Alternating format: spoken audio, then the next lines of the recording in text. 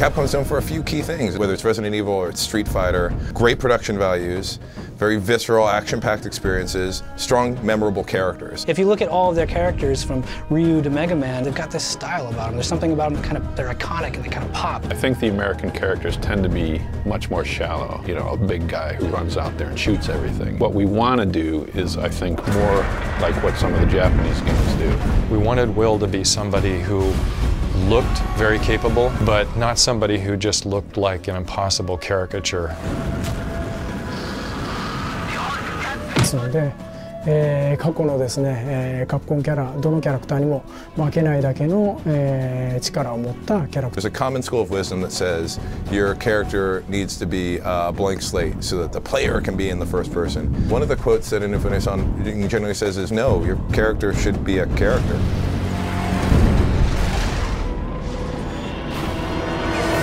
Will is an ex-military pilot who's been beaten down by life a little bit. So I guess this is it. Isn't it time to do something? And what difference would it make, Ava? I mean, Will's kind of a jerk. In his own world, on his own, doesn't need anyone's help, isn't asking for anyone's help. The new guy. You must have someone pulling the strings. His main motivation in the beginning is just, I want to get the hell out of here. I don't want to be in this place, I want to get home.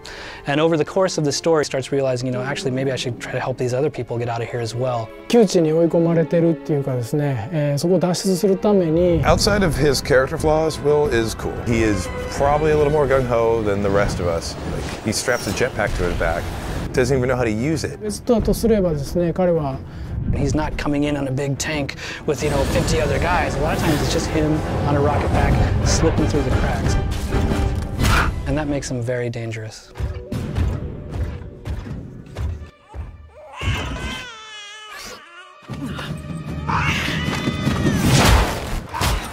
Ava actually is a complicated character. She's a love interest of Will's. Back in the day, when they first met each other, they almost got married and stuff, and it didn't work out. Not the dramatic love tension of like a love that's about to happen. It's sort of that, like walking in on like your parents bickering. Like there's an old fight that's going on. Ava knows a lot more than she's letting on, and over the course of the game, the player is going to start to realize that. Things you think you know, you were right, but not fully, and here's the full story behind them. Ava represents one of the few people that actually knows. So, Taffy, I see you've brought guests. Tesla is one of the coolest characters we could ever have tapped into. Nikola Tesla in the game is a scientist and an inventor who has been lost and somehow has ended up in the void. He's kind of operating in this laboratory on the fringe of society and is really spearheading a revolt. This should help you negotiate the canyon.